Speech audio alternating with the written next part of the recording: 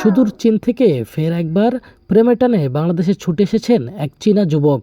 তার নাম লুজাও চিংচং। তিনি চীনের চেঙ্গু শহরের বাসিন্দা এবং পিতার নাম লোপাং ওয়েই।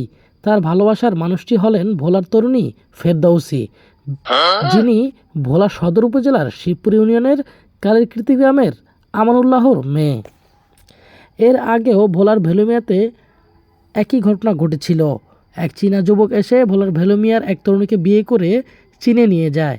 এখন সচেতন মহলের মধ্যে নানা ধরনের প্রশ্ন ঘুরপাক খাচ্ছে।